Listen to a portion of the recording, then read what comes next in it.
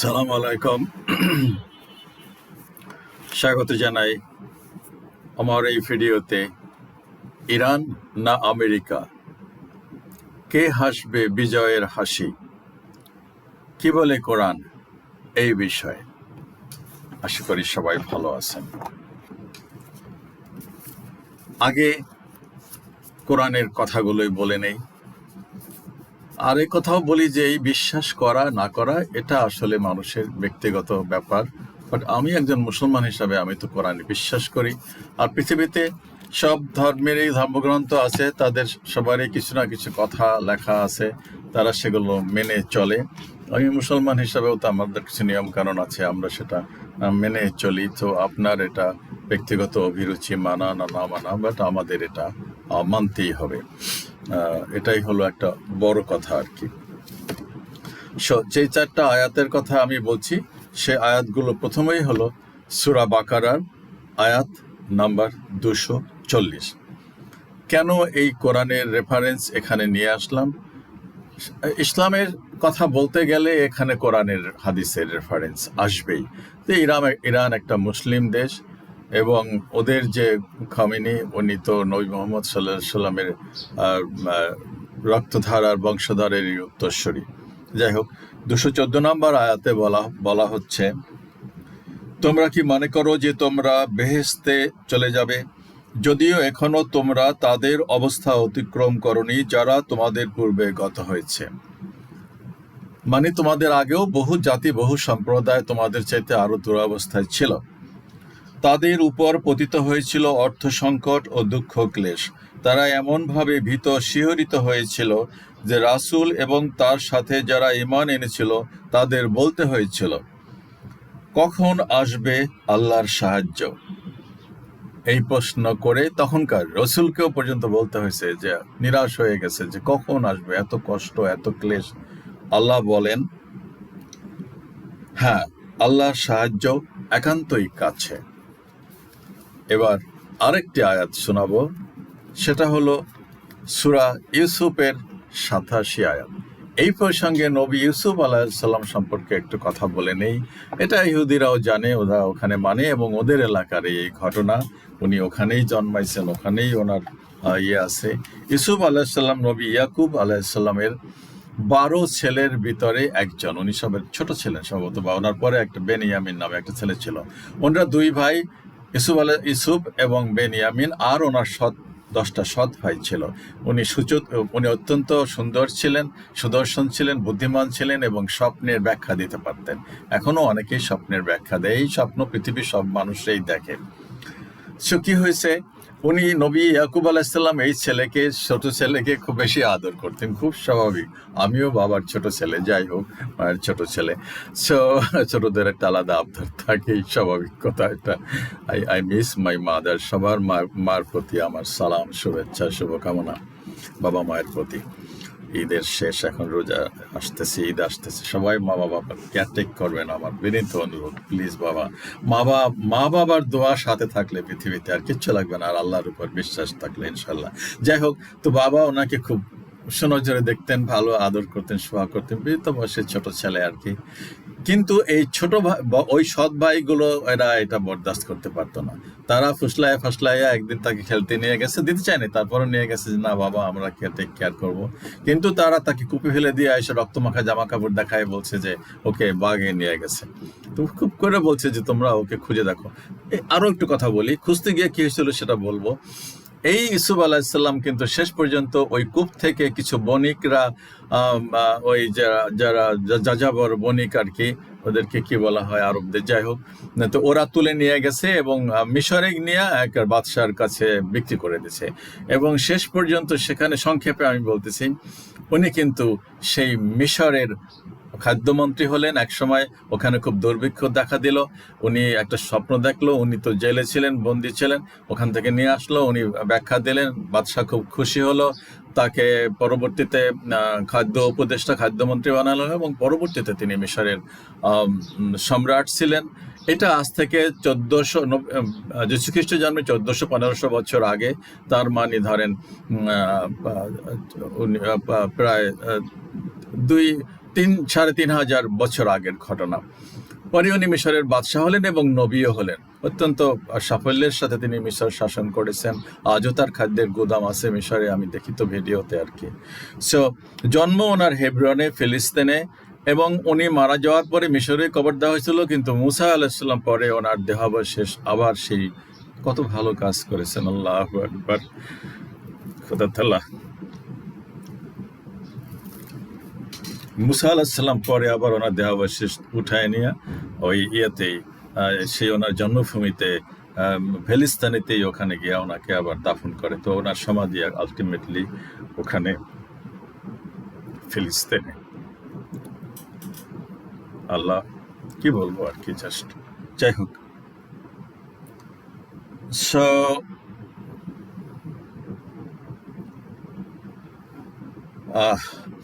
এই হলো ওনার ইয়ে। তো যাই হোক, তো ওনার নামে আল্লাহ তাআলা একটা সূরাই নাজিল করেছেন, সূরা ইউসুফ, অনেক বড় একটা সূরা। ওনার সম্পর্কে বিস্তারিত আপনারা যারা জানতে চান তারা জানতে পারবেন। আমি শুধু একটা আয়াতের কথাই বলতেছি, আয়াত নম্বর 87। কি বলা আছে? আমার বৎসগণ, তোমরা যাও, ইউসুফ ও তার ভাইকে তালাশ করো এবং আল্লাহর রহমত থেকে তোমরা নিরাশ হয়ো না। অন্য ছেলেদেরকে বলতেছেন আর কি, ওরাই তো বলছে আয়সা যে ইউসুফকে বাঘে খেয়ে ফেলছে। তোমরা নিরাশ হয়ো না, কেননা আল্লাহর রহমত থেকে কাফের লোক ছাড়া কেউ নিরাশ হয় না। এবার আরেকটা আয়াতের কথা বলবো, সূরা জুমারের আয়াত 53।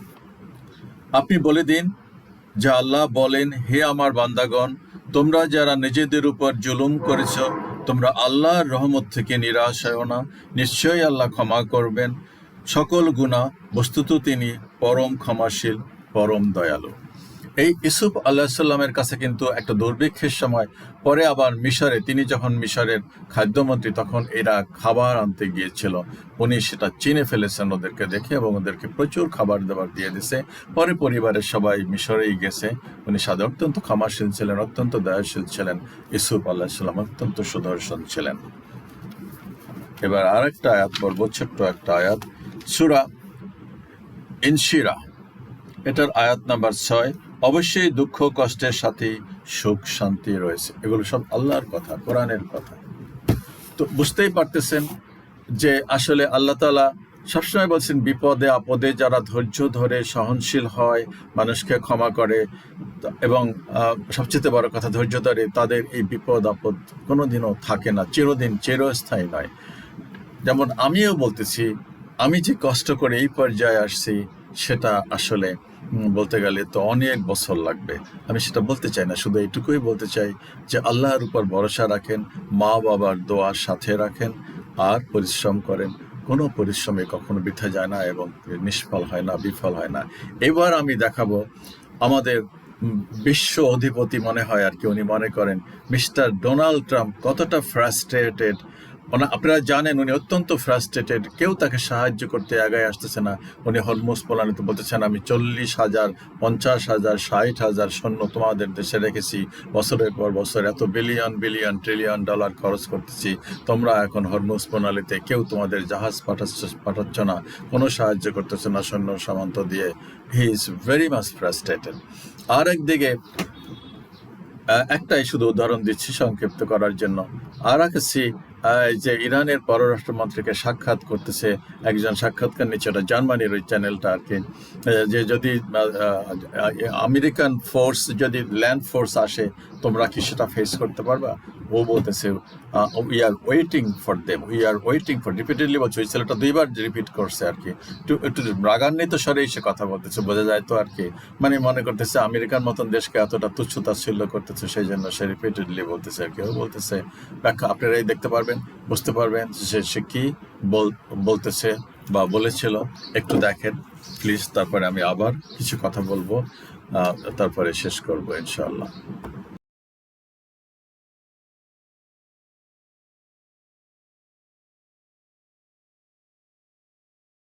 Far more than ours. We want them to come and help us with the strait. Numerous countries have told me they're on the way. Some are very enthusiastic about it, and some aren't. Some are countries that we've helped for many, many years. We've protected them from horrible outside sources, and they weren't that enthusiastic. Would rather not get involved, sir. I said, for 40 years we're protecting you, and you don't want to get involved in something that is very minor. Very few shots going to be taken because they don't have many shots left. But they said, we'd rather not get involved. I've been a big critic of all of the protecting of countries because I know that we'll protect them.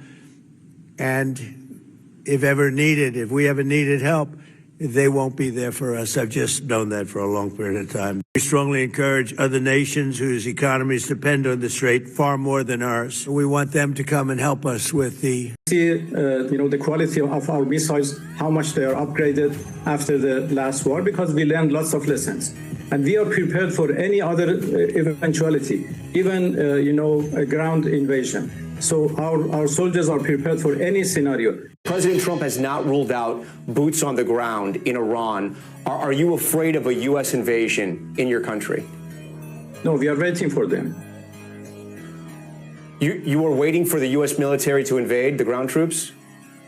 Yes, because we are confident that we can confront them, and that would be a big disaster for them. So you're saying that Iran is ready and willing to take on the U.S. military if there were to be ground troops? Well, we were ready for this war even more than the previous war. So you can see, the quality of our missiles, how much they are upgraded after the last war, because we learned lots of lessons. And we are prepared for any other eventuality, even, a ground invasion. So our soldiers are prepared for any scenario. President Trump has not ruled out boots on the ground in Iran. Are you afraid of a U.S. invasion in your country? No, we are waiting for them.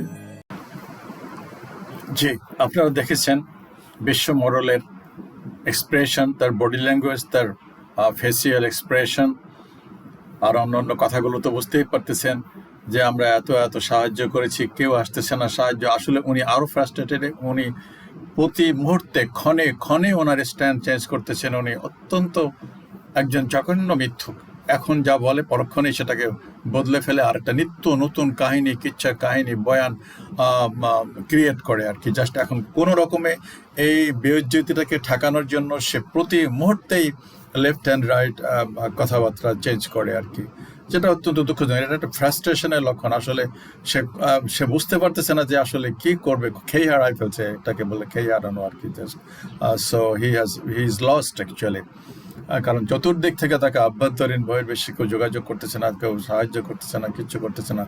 কত যাবৎ খরচ হয়েছে জানেন? এই যাবৎ প্রায় $20 billion খরচ হয়েছে, ব্যয় হয়েছে এই আমেরিকার এবং ইসরায়েলের। কত উড়োজাহাজ, কত দামি যে এয়ারক্রাফট ক্যারিয়ার জ্বলতেছে। আর ইরান তো যুদ্ধ করতেছে তাদের আত্মরক্ষার জন্য, তাদের মাতৃভূমির জন্য। তারা তো বলতেছে বাঁচলে গাজী, মরলে শহীদ। এটা তো শহীদের তামান্না নয় যে খোমেনি তো উনি বারবার বলছেন আমি যেন শহীদ হতে পারি। মুসলমানদের যারা একটু ইমানের জোর আছে এরা শহীদ হতেই পছন্দ করে। এটা ইসলামের রেওয়াজ, ইসলামের বিশ্বাস, এটা একটা ইমানি চেতনা আর কি। সোজা কথা, এক কথা, ইমানি একটা ইচ্ছা। সো তার আরাকাসি কি সুন্দর করে কথা বলতেছে, তার চেহারার ভিতরে কি কোনো ফ্রাস্ট্রেশন আছে, কোনো ভয় আছে, ভীতি আছে? আপনারা সাধারণ জ্ঞান দিয়ে বুঝতে পারবেন এটা, যে এন্টায়ার ইরান বলছে একদিকে তারা ওই কুচ দিয়ে পালন করতেছে, লাখো মানুষ রাস্তার জনতা, প্রেসিডেন্ট রাস্তা দিয়ে আসতেছে। আলী লারিজানিও সেদিন এসেছিলেন এটা। আর ওই দিক দিয়ে, পিছন দিক দিয়ে দেখে ধোঁয়া উঠতেছে, ওখানে বিমান হামলা হচ্ছে। আর আমি দেখলে তো ইরানের ডেইলি লাইভ দেখাচ্ছে বিভিন্ন চ্যানেলে, বিভিন্ন জায়গায়, যে ওখানে কি লাইভ কি স্তব্ধ হয়ে গেছে? না, মোটেই হয় নাই। 10 কোটি লোকের 17 লক্ষ বর্গ কিলোমিটারের বাংলাদেশের 10টা সমান একটা দেশ, বুঝতেই পারতেছেন। তার এক প্রান্ত থেকে আরেক প্রান্তে কয়টা জায়গায় কয়টা বোমা ফেলবে? যদি ওরা পরমাণু বোমাও ফেলে, এবং কয়টা জায়গায় কয়টা পরমাণু বোমা ফেলবে? তাতে কি ইরান দমে যাবে? আর পরমাণু বোমা ফেললে ওরা যারা অন্য পাশের বর্তী যারা দেশ মেশ আছে সেগুলোকে তখন আর কোনো হিতাহিত কোনো কারো জ্ঞান থাকবে? তৃতীয় বিশ্বযুদ্ধ শুরু হয়ে যাবে। চীন, রাশিয়া কি বসে থাকবে? বা ইরান একলাই কি বসে থাকবে? একটা পরমাণু বোমা ফেলে কয়েক লক্ষ লোক মারা যাবে, এই তো, এটাই, আর তো কিছু না। কিন্তু তাতে কি ইরান দমে যাবে? এই ক্ষত, এই এই এই জুলুম কি তারা মেনে নেবে? কখনো। এখন যারা ওখানে যারা ওই সরকারের বিরুদ্ধে মিছিল টিছিল করছিল, ওগুলো তো ভয়ে আছে, কারণ ওগুলো পাড়া প্রতিবেশী যারা ইরানের জনগণ সত্যিকারের ডেডিকেটেড, যে মানে ইরানকে ভালোবাসে, খমেনিকে ভালোবাসে, এই রেজিমকে ভালোবাসে, তারা তো ওদেরকে পাইলে যেখানে পাইবে সেখানেই পুঁতে ফেলবে মাটিতে। যাই হোক, সো আমরা দেখতে চাই এটা একটা অসম যুদ্ধ, অনৈতিক যুদ্ধ, জুলুম। কিছু মোল্লা আছে, কাঠ মোল্লা ব্যাখ্যা দেয়, ওরা অমুক তমুক শিয়া এই সেই। আরে বেটা, তুই কি করতেছস? কোন মুসলমান দেশ আছে কথা বলার মতন এই পরাশক্তির বিরুদ্ধে, এই জালিমের বিরুদ্ধে, এই জুলুমের বিরুদ্ধে? কতগুলো ইডিয়েট, এক কথায় আমি বলবো ইডিয়েট, আহাম্মক, সাধারণ কোনো জ্ঞান নাই। ওটা যদি একটা ইরান যদি না হয়, যদি একটা হিন্দু রাষ্ট্র হতো বা একটা বুদ্ধিস্ট রাষ্ট্র হতো, এবং এটা যদি একটা জুলুমের এভাবে অনাহুত একটা আক্রমণ করতো, তা আমি তো সেটাকে নিন্দা করতাম, আমি তো সেটাকে বিরুদ্ধে কথা বলতাম যে না, এটা জাস্টিফাইড না, এটা কোনো অবস্থাতেই মানবিক না, অমানবিক, এটা একটা অন্যায় জুলুম, এটা আমি বরদাস্ত করবো না, এটা আমি মেনে নিতে পারি না। এতটুকু উদারতা যদি না থাকে, এতটুকু মানবিকতা বোধ যদি না থাকে, সবাই তো মানুষ, সব তো আল্লাহর সৃষ্টি, সে কি করছে না করছে সেটা তো আল্লাহ তাআলা বিচার করবেন। তো আমি তো সেটা একটা অন্যায়কে সাপোর্ট করতে পারি না, করা উচিত না। সেই মোল্লাগুলো বলছে এগুলো আহাম্মক, এক নম্বরের আহাম্মক। আমি দেখছি দু একজনে বলতেছে, এদের মন্তব্য করতেও আমার ঘৃণা লাগে আর কি। যাই হোক, দেখার অপেক্ষা আমরা, আপনারাও দেখবেন। আমি তো বলছিলাম যুদ্ধটা 50 বছর চলুক, ও তো মনে করছে 2-3 দিনে এক্সকারশন, বলতেছে যে পিকনিক আর কি, পিকনিকের মতন একটা অবস্থা। এইভাবেই অবজ্ঞা তাচ্ছিল্য করতেছে। তো আজকে তো 3 সপ্তাহ পড়তেছে, দেখি কয় মাস চলে, কতদিন চলে, ইরান থাকে কি ইরান মুছে যায় পৃথিবীর মানচিত্র থেকে, এটাই দেখার বিষয়। ঠিক আছে, সো দেখা হবে পরবর্তী কোনো ভিডিওতে ইনশাআল্লাহ। আল্লাহ হাফিজ। মেহেরবানি করে যদি ভালো লাগে আমার কথাবার্তা, আমার ভিডিও, একটু সাবস্ক্রাইব করেন প্লিজ, গিভ মি সাবর। আলহামদুলিল্লাহ অনেক হয়েছে আমার সাবস্ক্রাইবার। আমি বলছি আমি লাইভে কথা বলবো ইনশাআল্লাহ, ইচ্ছা আছে রোজাটা যাক, আপনাদের সাথে আপনাদের আসলে মনোভাব, দৃষ্টিভঙ্গি আমার জানার খুব ইচ্ছা। নতুন প্রজন্ম, আপনাদের থেকে তো দূরে থাকি, কথাবার্তা হয়, মন্তব্য দিয়ে একটা করেন আর কি। সো ইনশাআল্লাহ লাইভে কথা বলবো আপনাদের সম্পর্কে। আমি এই রাজনীতি বিষয়ে কথা বলতে চাই না, বা অন্য জীবনের। আমি তো বলছি আমার তো পিসফুল লাইফের টিভির তো কথা, স্লোগানটাই হলো মুক্তি, সাফল্য, আয়, উন্নতি, সুখ, শান্তি, সুস্থ দীর্ঘ জীবনের জন্য পিসফুল লাইফ। এই বিষয়গুলো নিয়ে আপনাদের সাথে মত বিনিময় করব। We will exchange our views, opinions and thoughts, etc. Subscribe করেন একটু প্লিজ। আল্লাহ হাফিজ, আসসালামু আলাইকুম।